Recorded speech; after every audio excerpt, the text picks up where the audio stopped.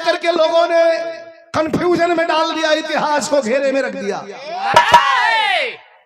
बड़ा ध्यान से सुनिएगा भैया, भैया फिल्म चलेगी जब तक गाऊंगा। वीर लोरी का इतिहास बागी बलिया के बोहा और गौरा से चलेला हर दिशा में। उनके वीरताई के लोहा दुनिया जाने ले या माने ले। एक वीर और रहे, लोग कहला कि अलाउद्दौल क्षत्रिय कुल के थे। जी नहीं, अलाउद्दौल यदुवंशी क्षत्रिय थे, यादव कुल के थे। और रहने वाले कहाँ के थे भैया? बोली मत। महोबा उनकर घर ना रहे। वंशावली बताती है कि अलाउद्दौल रहे वाला यही आजमगढ़ का रहना। इतने लड़ाका, इतने वीर कि अब दिल्ली वालों की हालत खराब थी, टांग हिले लगल दिल्ली वालों का। जब परमाल से लड़ाई होती रही, अलाउद्दौल से भयभीत रहे दिल्ली वाले। भयभीत रहे। जीतत अब आके महोबा में बैठ के केहू लोहा थामे वाला ना रहे। तो जैसे कहानी के चलल शुरुआत एगो परिवार से कहानी उठतिया, गौर करेंगे। वंशावली में लिखल बा खून की कीमत, तनी गौर करेंगे।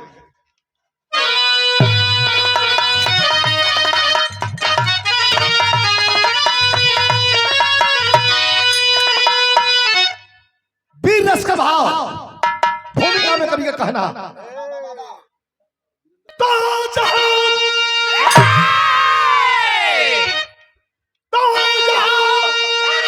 शान से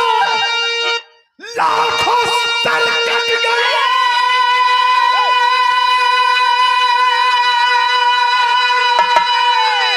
अरे बेग तागे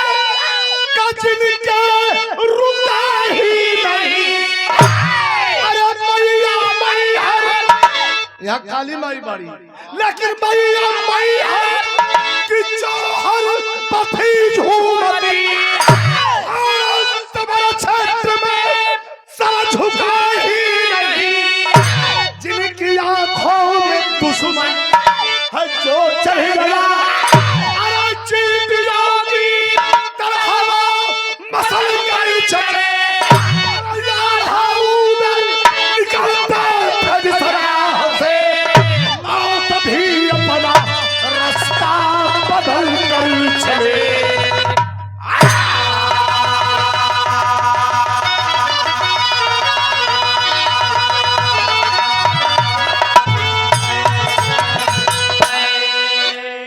अलाउद्दौल निकलते थे जिस राह से, यादव कुल के धरोहर और आजमगढ़ के रहने वाले जा करके परमाल राजा के दरबार में दरबारी बने। इतना वीरताई कैला सा कि परमाल राजा महोबा में लिख दिया, ये महोबा तुम्हारे नाम से जाना जाएगा। वीर अपन अपन तलवार ले लेके और सब बैठल बाटे। जैसे कहानी की शुरुआत हो गई। तर्ज या गजल तो बहुत बात, लेकिन स्वर्गीय गुरु जी लोगन के याद करीला हम। ऐसे गाइला कि बिरहा की विरासत को जिन लोगों ने यहाँ तक पहुंचाया, उनका नाम लेना, उनको जिंदा रखना, जीवंत रखना है। तो कुछ उनके गीतें आपके बीच में देखिए। कौनो गजल कव्वाली, हम तो गुलाम अली से लेकर नुसरत फतेह अली खान को भी गाता हूं, लेकिन गुरु जी लोगन के याद में एक गीत था। कैसे गवाए मास्टर? सुना सुना सुना तैसे कोमल तैसे।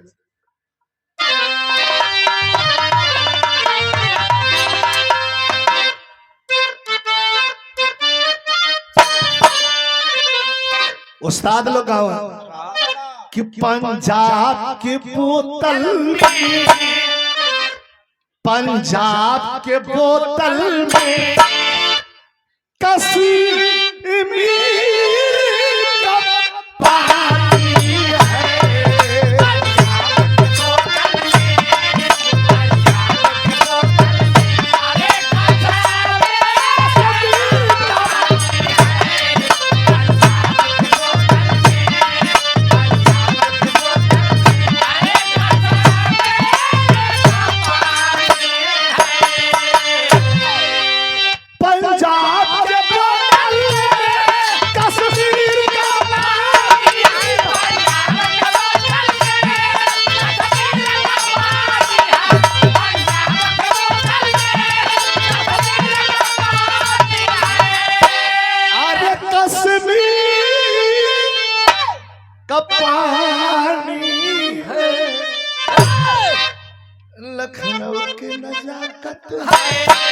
नजाकत। अरे वाह के लखनऊ की नजाकत है,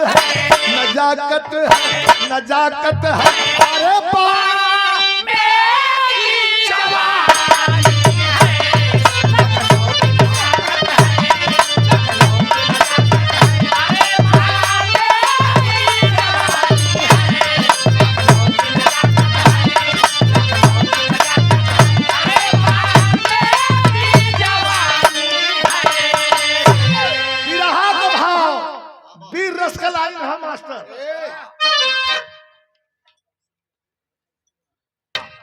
बाजार में ना बिकल,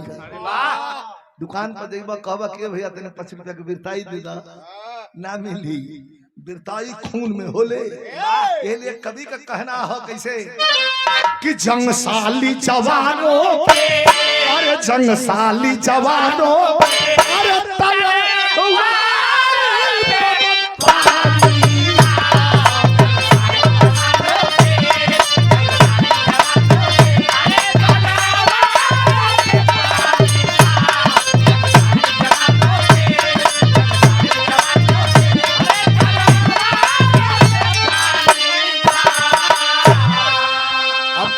के शुरुआत कहानी को चला मास्टर।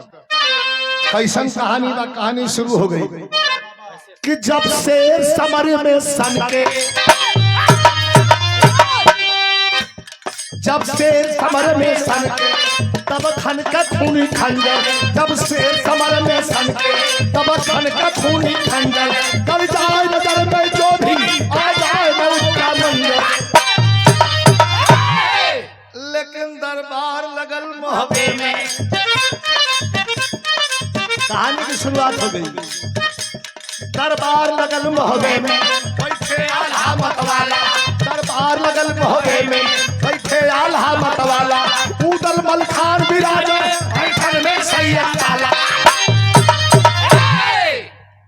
बातों की चली परिचर्चा, एक तरफ आल्हा, एक तरफ उदल, एक तरफ मलखान, एक तरफ परमाल, एक तरफ विभाग तिवारी, एक तरफ ताला सैयद, सब बैठल बा। 2500 लोग बैठल बा, सब बड़े शान से अपने अपने अपने अपने तलवार के मुठिया पर हाथ रख के लोग बैठल बा। चेहरे पर घमंड है, गरूर है कि कोई 52 में लड़ने वाला नहीं बा। तो एगो बात छिल गई, बातों की चली परिचर्चा, आल्हा चिंतित हो बोले, बातों की चली परिचर्चा, आल्हा चिंतित हो बोले, एक बात खटकती दिल में हृदय का खोले। एगो बात का हमारा बड़ा दुख बा। अरे आल्हा भैया तो के दुख, कौन बात का दुख, कैसे दुख? छिड़ गई बहस फूलवा पे, फूलवा के रहे फूलवा, मोरंग देश के राजकुमारी वीर उदल का मेहरारू प्रेम विवाह के लिए आई रहो, एक विरहा अलगे रहे। हमारा राम दोस्ताद गाँव कवि जी आपके समय में गावत रहो, उदल बने पहुरिया चढ़ले अंग पर पानी, जवानी जिंदाबाद। फूलवा पर चर्चा छिड़ गई। अब देखी चौका का बात चौकी पे, वहाँ छड़ला का कोनो मतलब नहीं के, लेकिन छिड़ गई। अल्लाह कहले कि कुल तो ठीक है बा हो, एगो बात का बड़ा हमारा दर्द बा। अरे दर्द है तो घर में बतिया लो भाई, कौन दर्द है भैया? छिड़ गई बहुत फूलवा पर, बोले हैं सैयद ताला, कुछुरवा जो न हो सा ई साला हर जगह रहलन सा, हर जन्म में रहलन। ताला सैयद आल्हा भैया के पिट्ठू एकदम आल्हा के बगल में बैठल मानो, कहला नहीं पूछा, नहीं पूछा। अब जब खोदल आल्हा पूछ दहला, अतले आल्हा जब ही बोलल अतले ताला सैयद बोल दहला का। छिड़ गई बहुत फूलवा पे, बोले हाँ सैयद ताला, छिड़ गई बहुत फूलवा पे, बोले हाँ सैयद ताला, नयन समीरा गोदी में एक बहुत सलाने वाला। उदल बहुत बड़ियार वीर हो, में शौक नहीं खे, लेकिन लड़वैया बड़ियार हो। 14 साल हो गई, एगो वंश नाना पैदा कर पौनी, बहुत बड़ियार मेहना है। एगो वंश नाना पैदा कर पौना, कड़कड़ा के उदल खड़ा बिना खींच ले हम कहला कि आला भैया कहला शांत बैठा हम बानी तलवार मत खींचो हम बानी कल भैया ये कुल बोलवा तड़ा तब ताला सैयद जब जोर बोले अल्लाह को तो उठ के खड़ा बोलो कहला कि सच्चाई को तलवार निकाले के बाद तो निकालो और सच्चाई बा असली बात है बतावत हो कि है कोई कमी फुलवा में अरे सीमा के पार मत जा ताला सैयद दरवाजा ही खा ताला ये सच्चाई है 14 साल से कवन घास काटा ताड़ा है कोई कमी फुलवा में उदल की ना मरदी आही दादा पानी नारद में तो अपन प्राण दे के ना पानी पी लेला इज्जत पानी दे के जान दे के अपनी इज्जत की लेला पानी नारद में कला होश में हो जा कहां सुना हो हाय कोई कमी फुलवा में क्या उदल की ना मरदी हाय कोई कमी फुलवा में क्या उदल की ना मरदी उदल फुलवा के साथ हम सब की है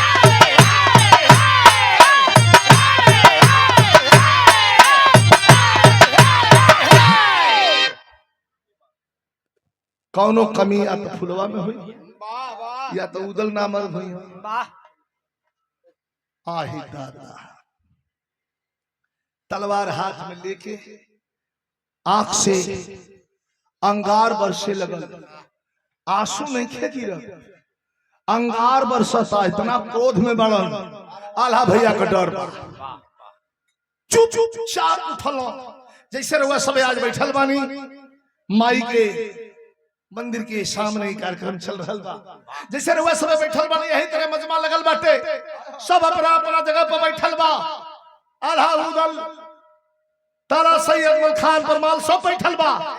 और वही में बात हो गई जब कह दलन तो उदल चुपचाप उठल आंख को लोर पूछ अब भैया को ताकते अच्छा रहूं कोनो कोनो बात कहल ना चला शहरवे कह देला वाह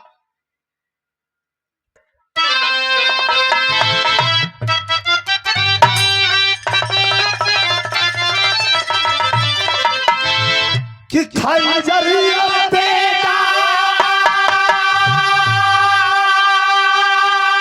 खंजरिया तेगा कि खाई जरिया बेटा सभी बढ़ के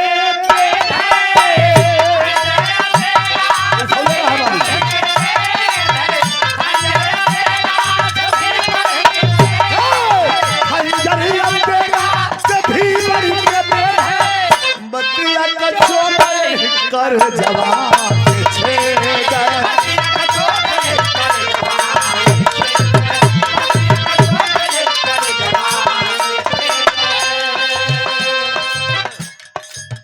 गोली से मार दे आदमी मर जाई भाला गलास से मार दे कटा जाई दवाई होई ठीक हो जाई तो मरिए जाई लेकिन बाप का चोट बड़ी दे रहा होले आदमी जब ले जियाला तब ले करे दवा में कांट बन के करके ले उदल चलत हम का कइनो डिसीजन नहीं कर फैसला नहीं कर ले पावत खुद के उदल नहीं सकले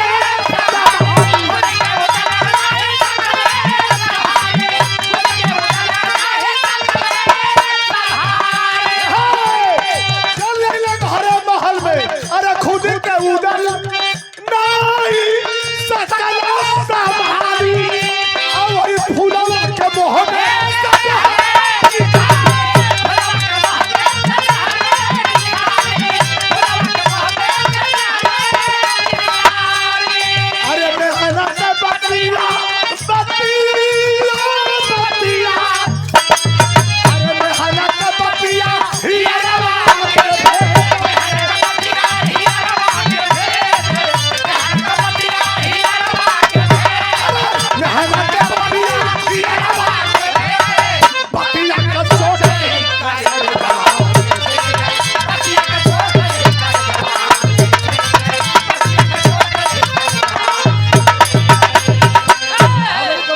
भाषा में कहल जाला कवि जी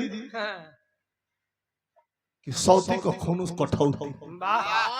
बोलले के बाद सुनौले के बा आइलो महल में बैठ के फुलवा रानी बड़ी सुंदर न रहे। अरे लोग कहेला कि उतना सुंदर जमाना में स्त्री ना रही। 14 बरस महल से बाहर जब रानी नहीं खे निकलल, श्रृंगार करे खातिर बैठा रहे भैया। गैला उदल देखी बात का जहर हे छोटावा पकड़ल न, अब पकड़ के उठा के लिया के बहरी फेंक दियो। फुलवा रानी उठ के खड़ा भइल, हाथ जोड़स की स्वामी ये कैसन हरकत रुआ कर रहल बानी। आंख में आंसू है। उदल कलन खबरदार, चली जाओ यहाँ से। कहाँ चल जाएंगे? कहाँ चली जाओ यहाँ से, तुम्हारी कोई जरूरत नहीं। महोबा खाली कर दो, मैं तुम्हें तुम्हारा त्याग करता। फुलवा रोवे लगल की स्वामी हमार त्याग भैया बचा। हाँ ठीक बा ऑपरेट करते और आनंद बढ़त जाई। फुलवा से कह के उधर मुंह घुमा ले रहनी, कहला कि हमारा नजर घुमावे में हमारा आंख से ओझल हो जाई हो, नहीं तो अंजाम बुरा हुई। कभी जो नहीं की धुन तो कुल चलते बड़ी सा, लेकिन बिरहा गावे खातिर कुल धुन ना रखा ले तो मजा ना होला। या भी तरजाब के जमाने में है वो फिल्म आई रहे गरी दादा बलम परदेसिया। बलम परदेसिया इतना बड़ा होने के रही जा, पढ़े नहीं जा, 12 बजे के बाद झोरा बस्ता लेके चली जा, भाग जा कोई निशात सिनेमा रहे वही में बैठी जा, चेक करा वाला कह करे तो फलाना भैया के लइका छोड़ दे। वो रोज देखे हम नाजिर हुसैन साहब हमारे गाजीपुर के, उसमें थे बलम। वही में वो गीत रहे, कौन गीत रहे? मस्त सैड सॉन्ग रहे मस्त।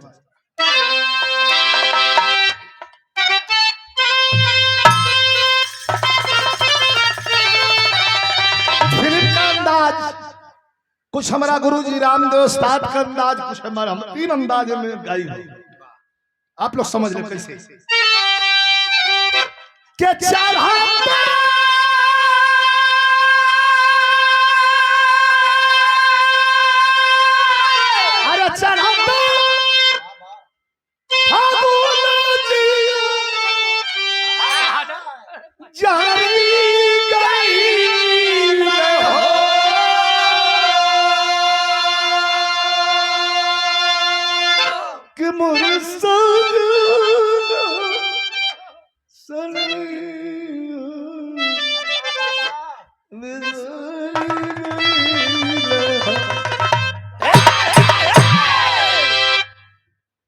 अंदाजा आप समझ लीजिएगा।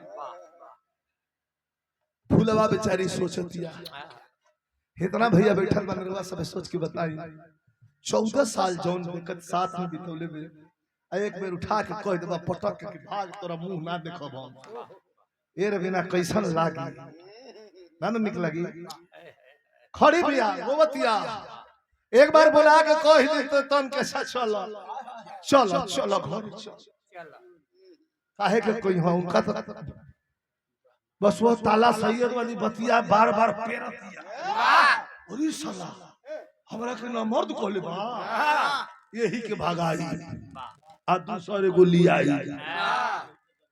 आ वही के 9 महीना में वो पैदा क के आ वो सार के दिखाई। अरे वाह गजब गजब बात है यार। फुलवा पर ध्यान दिया कैसे क्या लगी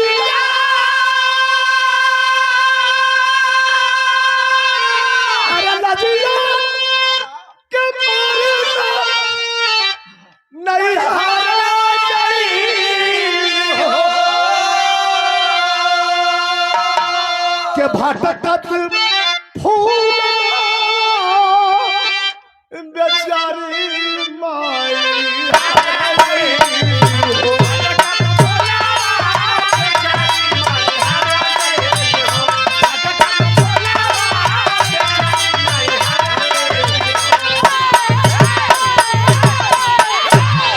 इज्जतदार रहे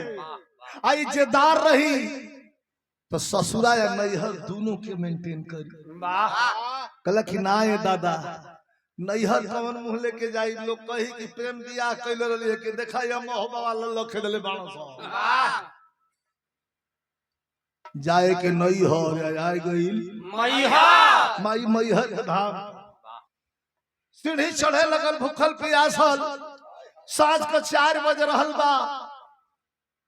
आखिरी सीढ़ी जात जात मूर्छित हो सीढ़ी पर गिर गई।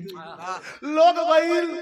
जाके पुजारी बाबा सिंगारिया बाबा से लोग कहल कि ए बाबा एगो इतना सुंदर मेहरारू सीढ़िया पर गिरल बिया कि ओकर मुहावा लौकता ए बाबा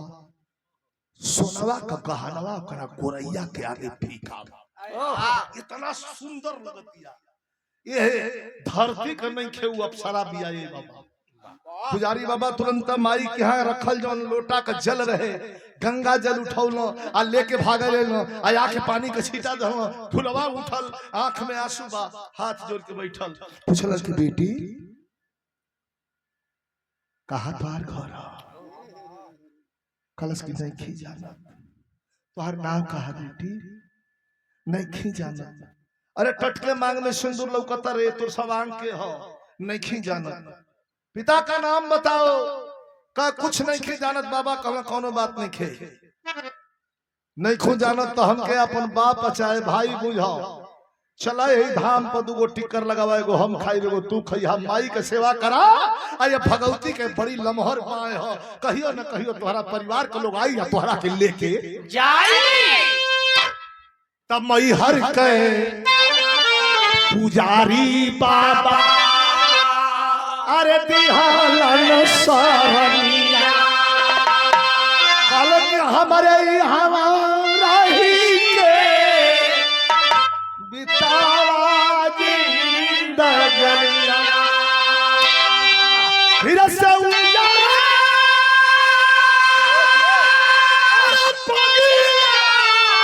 सवार गई हो भटकत फूला बेचारी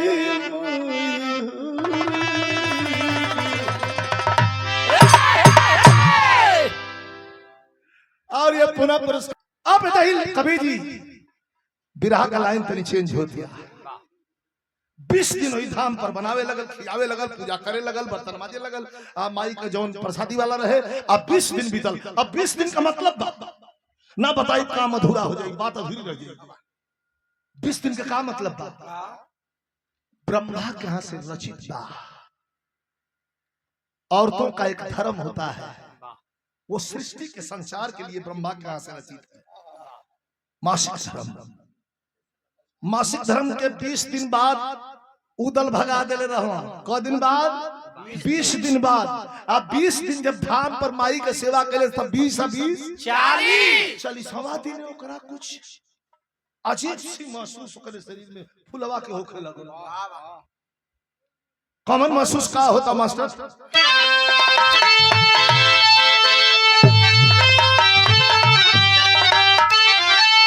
कि यार जवन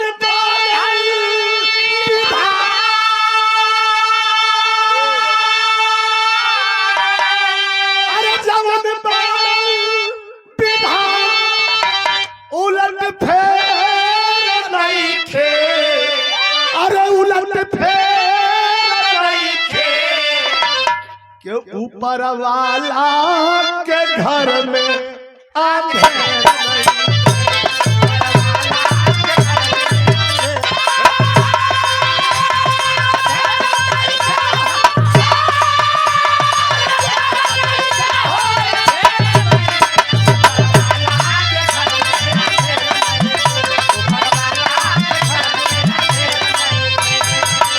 खुशी से लेखनी चलो कि जवन माह फूलवा अब देखिए खुशी का माहौल का बा कि जवन माह फूलवा के उदल दूर कइला वही महारानी के घर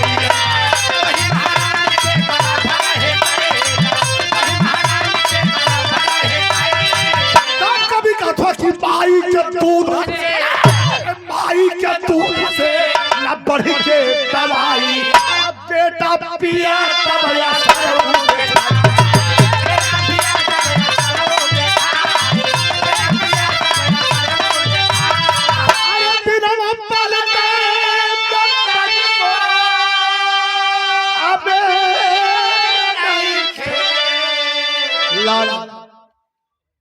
महसूस भइल, कराई क्लियर हो गई कि लाल जौना खातिर भगावल बनी वो तो हमारा स्वामी जी का अंश हमारा कोख में पलता चली का। फिर याद पड़ गई कि ना जाए हे तोरे क्यों के बेइज्जत कर जाला, झोटा पकड़ के हमार बहरी ठक दे मर जाइबे नहीं ना जाए। नारारू बड़ी जिद्दी होली सा, पत्थर से भी कठोर, मोम से भी नरम। एक महीना, 2 महीना, 3 महीना, 9वां महीना जब बीतल तो सीधा सीधा पॉइंट पे आई। फुलवा रानी के गर्भ से एक शिशु का जन्म हुआ उसी मैहर के धाम पर। वो बेटा ना पैदा कैलस, बारूद पैदा कैलस। हो नहार बिरवान के हो चिकने पार। वो लड़का भइल, खेले लगल, कूदे लगल, खाए लगल, पिए लगल, जिए लगल। अब समय बीतल, देरी नहीं खे लगल। 10 साल, 5 साल, 5 साल, 10 साल, 12 साल, 15 साल, वो 19वां जब साल चढ़ल हो तो रोज रियाज मारो, रोज प्रसाद 4 गो गैया खियावत बा, लेकिन कभी भी बिरहा का भाव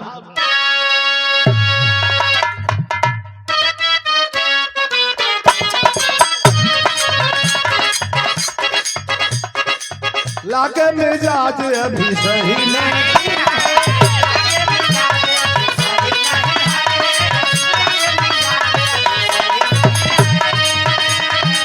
महलू मठाई तो कही नहीं,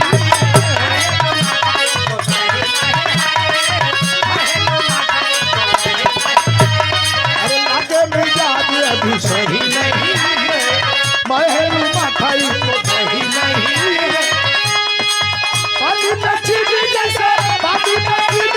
भोले राजा जी, अरे भोले राजा जी, भोले राजा जी, अरे भोले राजा। कमरिया बोले, कमरिया बोले, कमरिया बोले, बोले बोले।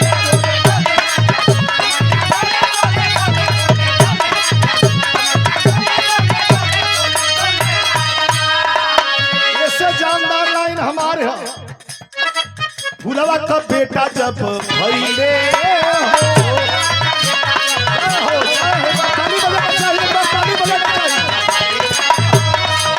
आ जाए यादव टेंट हाउस जब भइले हो, अरे नाम अमरजीत बाबा भइले,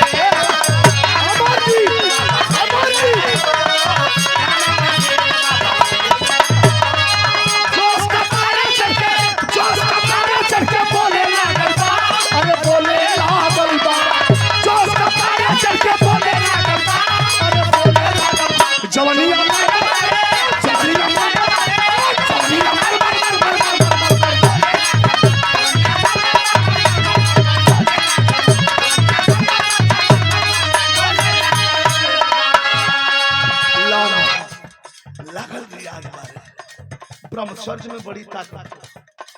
वो मर्द हो चाहे मेहरारू होते, मगर ब्रह्मचर्य हो तो उस समाज में लौक जाला। जैसे लौकता है ब्रह्मचर्य का शक्ति। अब हीरोइन पूछेली सर, अब पूछेली से कितना उम्र है सर? हमका तुम अपना बताओ, हम अपना एडजस्ट कर लेंगे। एक गोड़ी तरह के पूछल कि सर आपके निरहुआ जी आपसे आप बड़े हैं कि छोटे हैं? तो हम हमारा संतोष भइल कि तोरे मतलब कि हम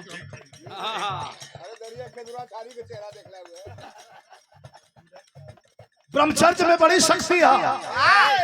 मर्द होके चाहे मेहरारू, तो पहले बात कहब सब अपने अपने पर समझ ली। लगल रियाज मारे, लगल खाए, 4 गो गैयन के चरा के दूध पिए लगल। अब 20 साल का भइल अमरजीत, ये तनाव कर ताकत हो गइल, ये तनाव ताकत होइल के पेड़ावा में लड़े। वही बीच में एक दिन रियाज करता मैहर के नीचे अखाड़ा, वो आल्हा का अखाड़ा रहे।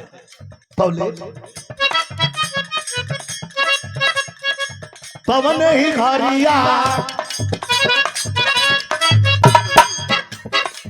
पवन ही घरिया मई हर के नगरिया अइले आलाए काहे अखाड़े पर भेंट अमरजीत से भाई ने बा अखाड़े पर भेंट अमरजीत से भाई ने बा धड़कन करे जा धाका धाक उन्हें रियाज मारा था इन्हें अल्लाह लमटा जंगा चढ़ा के दे मावत हो खले को लइका बहुत रियाज मारता कलहे लइका अरे कार्य कले बड़े रे नहीं खे जोर होता है इन्हें लड़ा दी उठल फूका जाने के हो आई का जान ठोकी के हो उठल लइका फुलवा का कहलत की अकेले आई बड़ा चचा कि केहू और बा कहले नहीं अकेले बानी कहा तो मत लड़ा कहा का है कहा तान के पटक देवे को उठा के ले जाए वाला चाहिए अल्लाह कहला के हे साला के देखा हमके चीन हो ना कहला तो आओ हो जाओ आओ ना हो जाओ हाथ मिला भाई हाथ मिला भाई चोरिया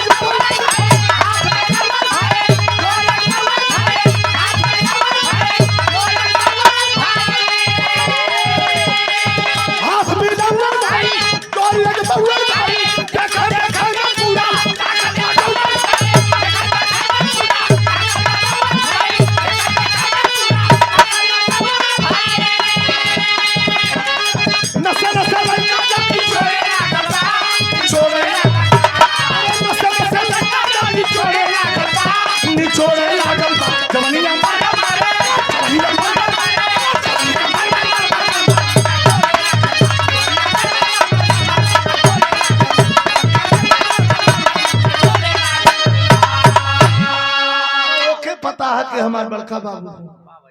अनाल्हा के पता है कि गलत लड़का गुसिया के अल्लाह कहां साला जंगली चैलेंज करता है जानते हो मैं कौन करे जा ना तो केहू होगा पटक दे मर जेबा ही जा हटा अल्लाह कौन और कोई करा मुंह पे जबान नहीं के ठोक के ताली गईला आ गलती कइला अल्लाह उठा के एक कुंटल का हाथ अब लड़का गर्दन को मारा तना बेतहासा हो दे चली गई तेरी मर्दावा काटा लड़ा तना का हो हम बचावत है कर से घूम के आयल सारा बतन माटी लेके घूम के और से आके ठोक के ताल से आगे बढ़ल आहा मुंह पे एक राखिया पे मार के गर्दनवा पे तना कस के मार दलस की आल्हा भक दे मुंह से यार और ताका लगा कहा अरे बाप रे क्यों देखा तो नहीं खे अरे भाई मामूली ना हा माला है साला 3 दिन हा लइका उठ के खड़ा भइल कहलस लइका कहलस कि अबो से जा जा हमार मियाज गरम मत करो वाह अने तो जब हमार मियाज बिगड़ी न तब प्याज में से तोहर बोकला हम उतार के अल्लाह कहला कि साले बहुत बकते हो तुमको आज यहाँ से जिंदा नहीं जाने देंगे ठोक के ताल दोनों भिड़ गई तब रहा में तर्ज लगी लाल बिहारी मिश्र का लिखल तर्जमा मैया हो लनवा दे दा बहनी हो बिरनवा दे दा देसवा करनवा भौजी अपन सजनवा दे दा एक गीत के हमनी के गुरुजी अमर के देनी दा एक फिल्म हमार आवेले बॉर्डर जने में हम हमार भाई का एक फौजी के किरदार हम वही में ये गीत बा लेकिन हाई बिरहा का लाइन सुनी कितना बढ़िया रहा एली का नाम लेके माटी उठा उठा लगला माई हर के धान पर आवा माई काहे लेट कर छौ माई तू माई के आज बुलावत थोड़ा साल भर पहला है माईया के पर अरे वाह बुलावा तू माई के कौने माई के बुलावत हुआ लेकिन कौने माई के बुलावत हुआ पर कौनो माई है ना काहे कि माई है गई विराजमान ही हां वाह ई प्रोत्साह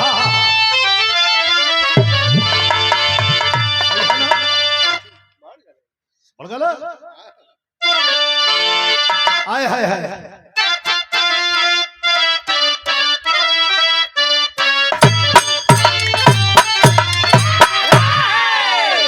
एकदम क्रोध में लाल बड़ा लाल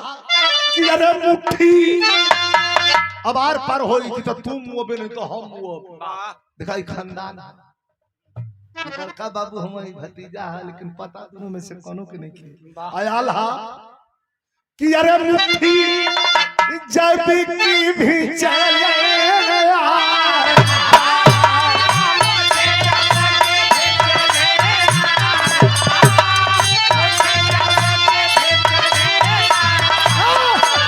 अपने मोरिया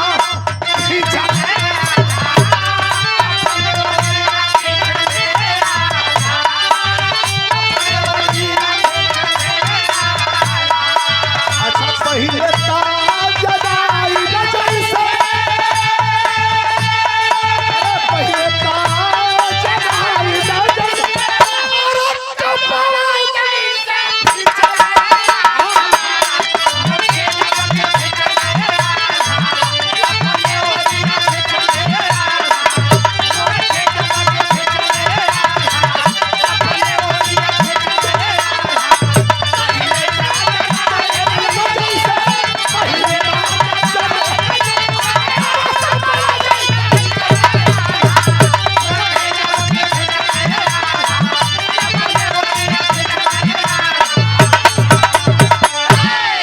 धड़कल बारूद जैसे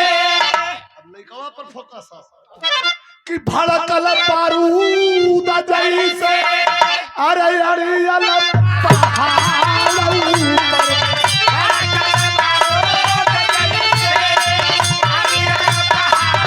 अरे अल्लाह के उठाऊ अल्लाह के उठाऊ अल्लाह के उठाऊ अरे भदिया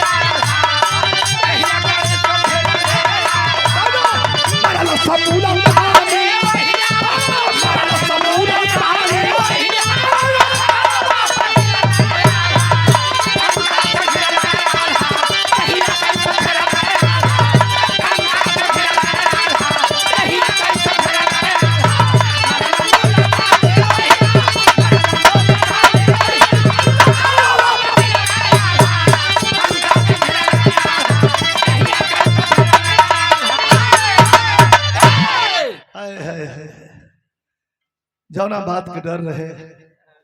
वे हो न गई शंका में घिरला आल्हा आ देहिया कैसो फेरला आल्हा तोले मारला सुमुल्तानी दाऊ गोर आदमी का सौधल होला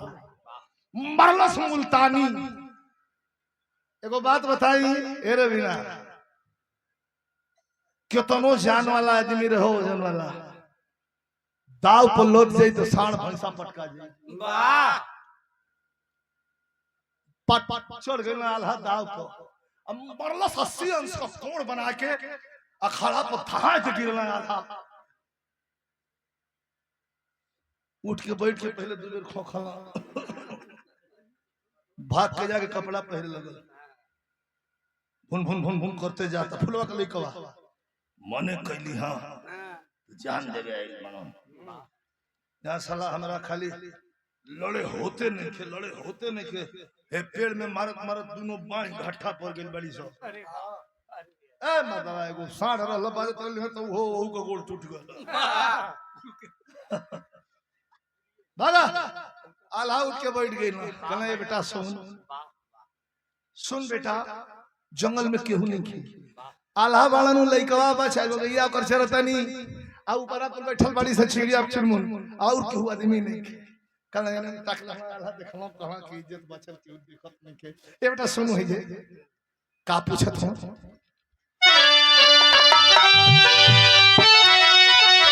ये बेटा के कर लइका है कालस की ललकारी जब माई का दुधावा जत नहीं खे हम कहा कि ललकारी जब माई का दुधावा अरे लड़के से समर में पटक के सीना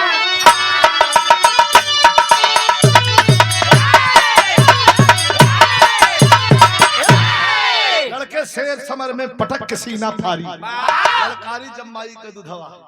आल्हा बोला हम दौड़ के धई में खाली अली लगल अपन कपड़ा सपड़ा पहिरे अरे मर्दवा हमर गैया तन छोरे थोड़ा थोड़ा और रबा तो पहने या पहने लड़ लिया आल्हा का कह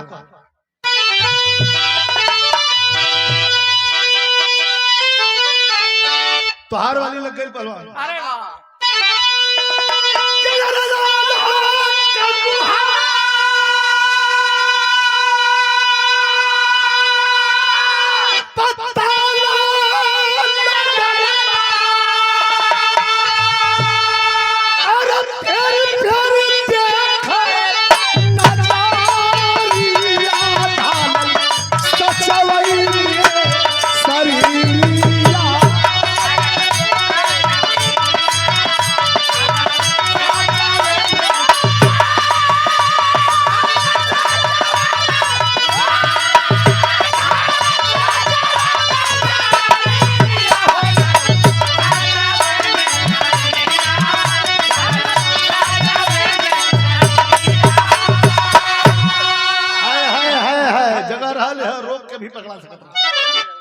आपका भी जगह सही है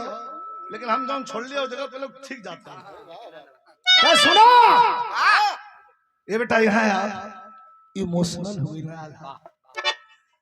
कलंक के कर डाल हुआ कहाँ बावतनवा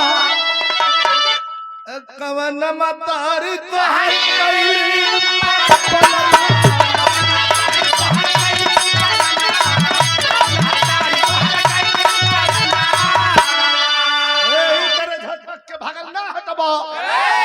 पटका गेल हत माई अगले कहतला मुआ दे त हाई करता हाउ कर जा हट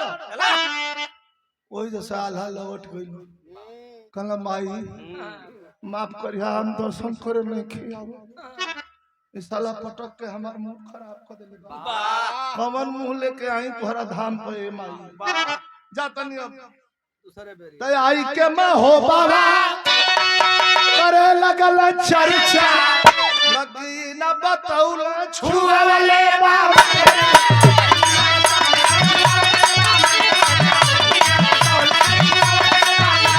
अरे उदल सतीला कपतिया पता आया सुलस भरली नजारी या सचवई में शरीर आके उदल से आल्हा कहना कि उदल कहले भैया तोर मुहवा काहे भकुआई दर्शन कैला ह कहला नाही काहे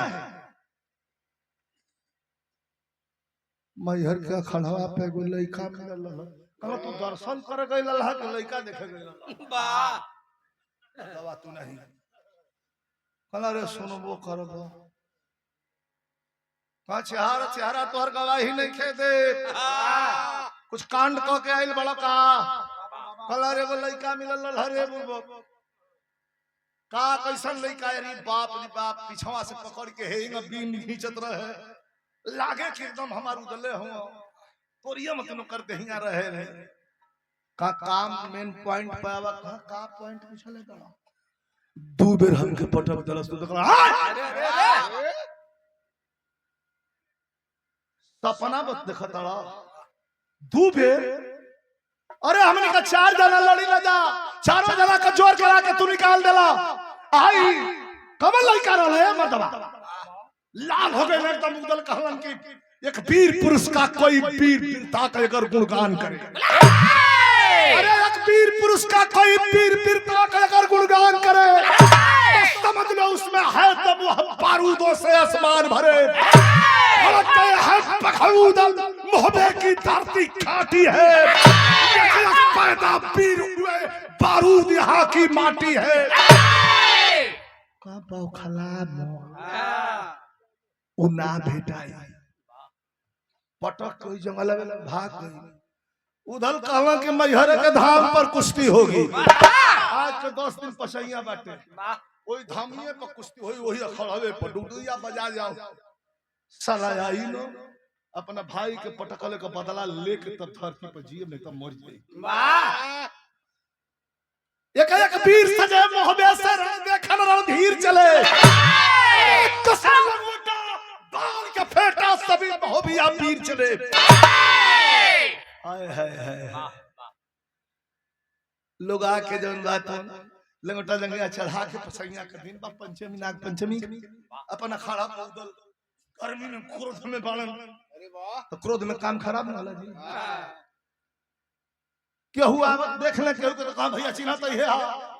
भैया तो चिन्ही हा कल रे तू अपन काम करो ना ओके हम देखत छी चढ़ गया आग पर कैसन पटकले हा अरे वाह वाह वाह चिन्हावत ना पड़ी सुन के बता दे अरे वाह वाह वाह अरे गुरु का तब अतले 3:30 बजल हा चारों गइयन के एक पेड़ के यहाँ भोर के आए आके फुलवा का लइका बड़का कुर्ता पहले है आधा बाह का रियाजी शरीर ब्रह्मचर्य ललाट चमकता और उदल से हेतना लंबा उदले का लइका हेतना लंबा उदल से घुंघराला बाल अब माटी पोतले आ माइक मैहर का चुनरी बनले अखाड़ा पर चढ़ल दवर के आला कहला कि इहे हो दवर के उदल जाके लगल ताल दवर लड़के सुनी राखी बड़ा पीर हुआ हमारे भाई के पटक दहला हम के भी पटक के दिखा पूछलस कि का भाई हवा जा पहले इतना बतावा रोज रोज के हम झंझट में ना पड़ो हाँ जो जना हो खा जा कुल्ही जना के आज बोलाला ये झंझट के हम खत्म कर आल्हा गवर के उदल के बांध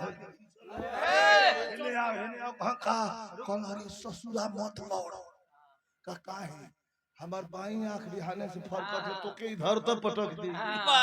हम ही ना लड़ाई ला तो के जानते ना है कि तू कैसन हुआ गरमाइल बड़ा तेगा नहीं खे चलावे के आई बड़ा जोर कस ह झटक तो हम आल्हा के बड़का भैया के उधर हटबा इधर से अरे आओ रे हाथ मिला लो ई भल के कुश्ती काल सवेरे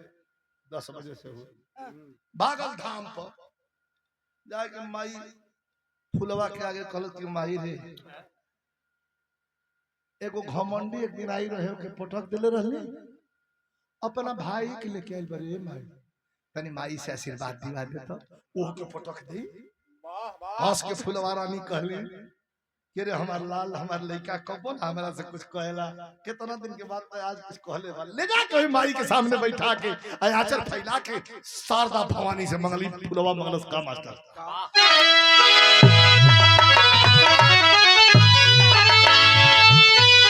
ये मंगलस कि अरे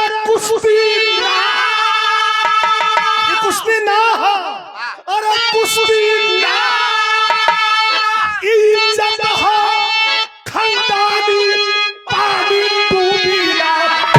और रखा लाज है मैया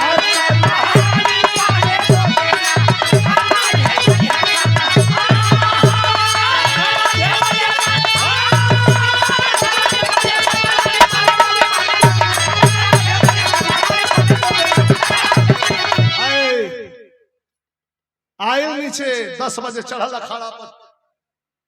टीका लगौले लंगोटा जंगे चढ़ा के उदल एकदम देख देख मनी आता हूं आल्हा बैठ के नीचे हनुमान चालीसा पढ़ हम तो पटकैली तो केहू ना रहे अकेले पटकैली हम ही जानत तनी यही जानता आई डुगडुइया पीट के ये सब क्या बोले बा कभी कहा था क्या खून से खून कया खाए अरे खून से खून कया खाए तो भाई ना जब फिर आता हो अब मिला के पंजाल बाजी चरखी पर घुमा तू है हो पंजाब में रोज तरफ गप दे चरखी घूम गल जे लड़वैया होई बुझत होई पहलवानन के धरती है रूम घूम गल छटक के हो दे उदल खड़ा भेल आल्हा कहा के नाम अरे अब्बो से मान जो अब सब कह दे कि कहिया में चाहे पेट में दर्द होई बार कुश्ती ना होई भाग फिर आल्हा को गिरोर के तकवा तुम मतवा हम पटकाई ना तू पटकवा दे तू हटा हटा सामने मत पड़ी और दोनों जब भिड़ला हो तो हमरे यहाँ खानपुर बिलहरी का अरे वाह हनीफ मोहम्मद हनीफ मास्टर का आल्हा कैसे मास्टर वो समय गावत रहल भोजन का अवलोकन कर रहल भोजन छोड़ा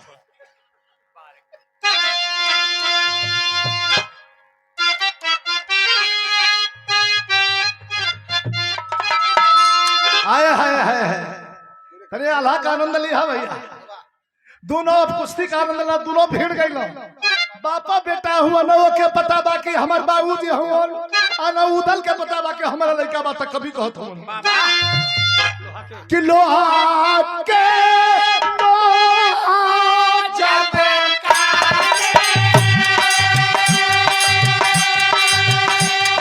अरे जी खतरा निकले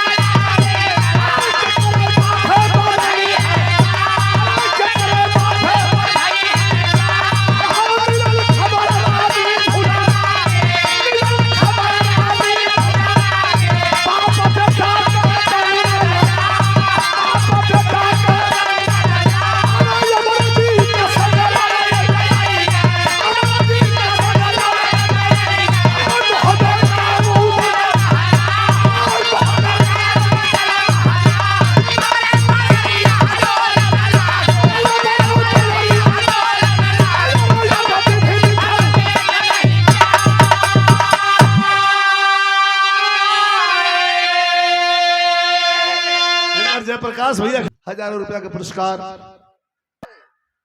लड़त लड़त 2.5 घंटा बीत गई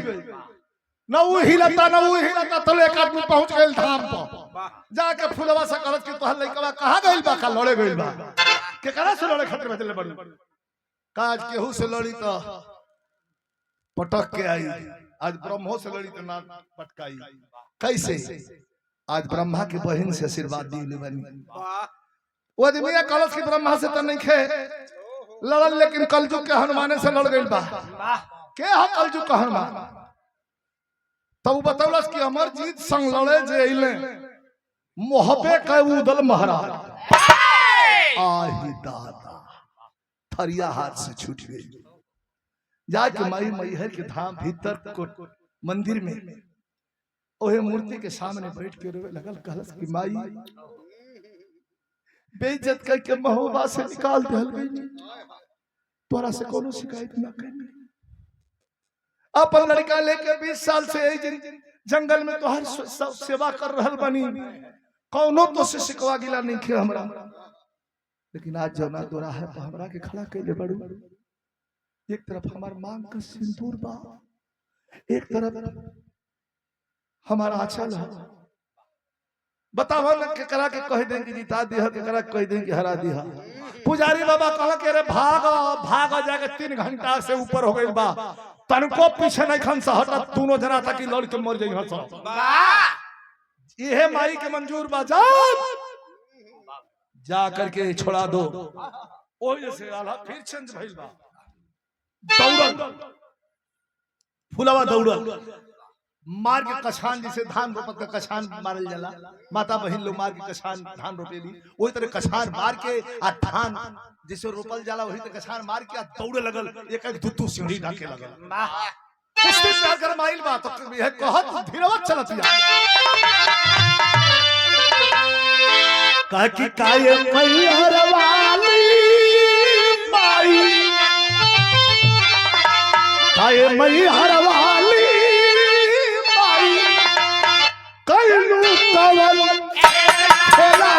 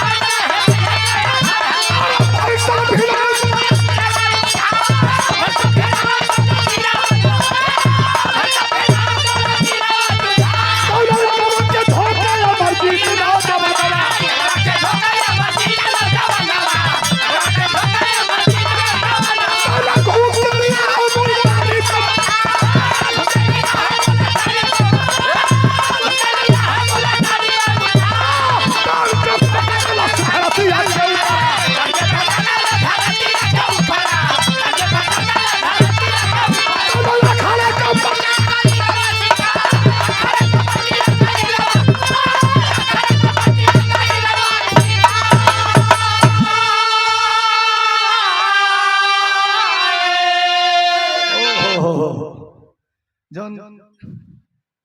डर रहे हुए हो गई उठा ललस जौना पाला के फटकले रहे वही मुल्तानी परिणाम के आज वही उठौलस टाइमिंग देखे आ तो लोग माई फुलवा अखाड़ा की बेदी पर चढ़ी गई वही जैसे जोर से चिल्लाई खबरदार रुक जो पटके है मत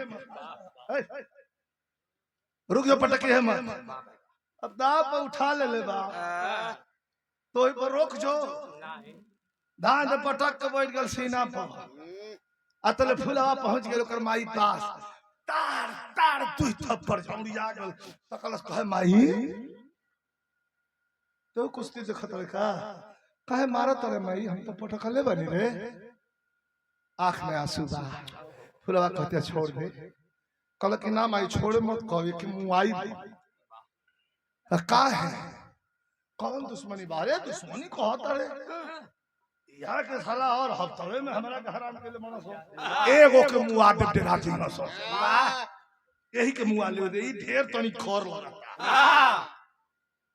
कलाई धा के फुलवा आ जौन शब्द कलश कलेजा छू जाई का कहलस मास्टर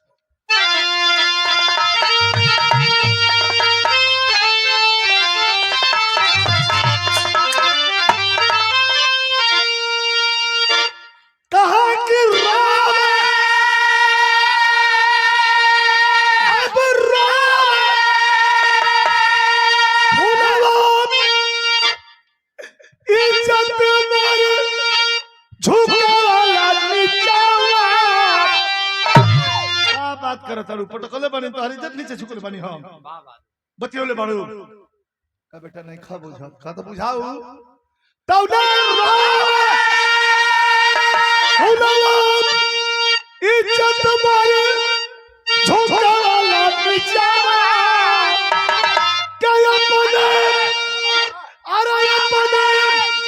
यही बाबूजी क्या छाती पर से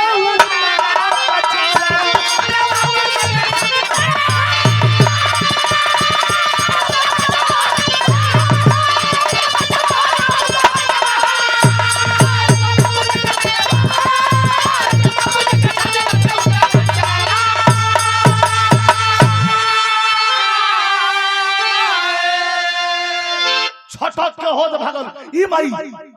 ये बाबूजी हो रे कला हाँ ये हो भैया जाके गोड़ हले ले छुता उदल खड़ा भेल का आज 20 साल बाद जब फुलवा के देखला तो आंख से आंसू गिरे लगा कला के हम तो गलती कल हनी खबरा के फैसला दी हनी तो हम तोहरो समझ में ना आई पुरान प्रेम है छोटा छोटी तो भाई न रहे गो क्रोध रहे चल आवे के तोहरा कहे का आई इतना बेइज्जती कर दे रहला का आई फिर मुंह दिखा के कल कुल हम बुझत नहीं बिल्कुल का हो हथवा पकड़ के अमरजीत का आया उदल के हाथ में है थमावत या कहत कि जवन बाहन होदा अमर छूटल सजनवा अरे वही माँ कोखिया में पड़े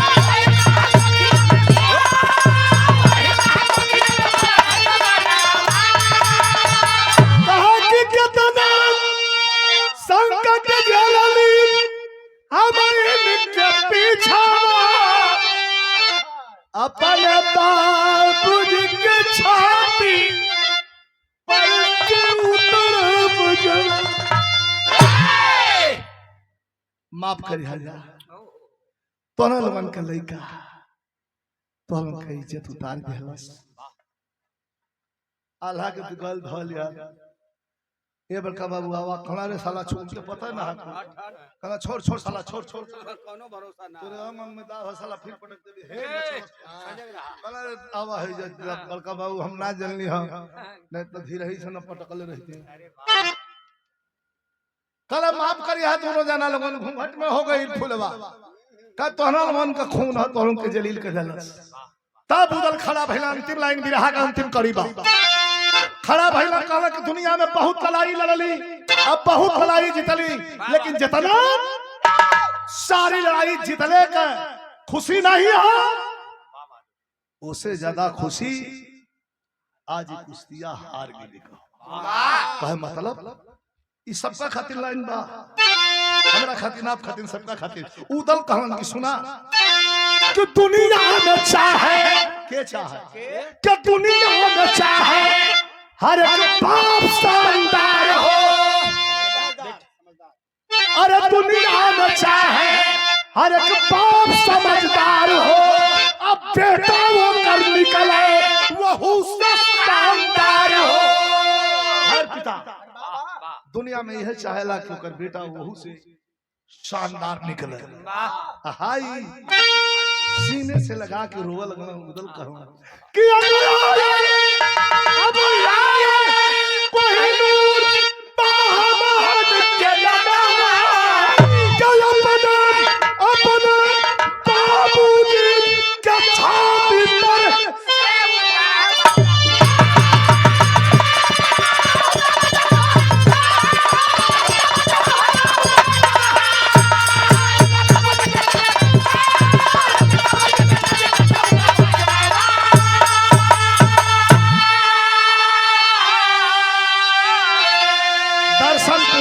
के मैहर माई के अब जैसे होबा के तैयारी हो गई गुरु बिहारी गुरु ललकारे बचन गाते कभी चंद्रिका गांव से ललकारी जब माई का बुढ़ावा बिजली प्यारे लाल सदगुरु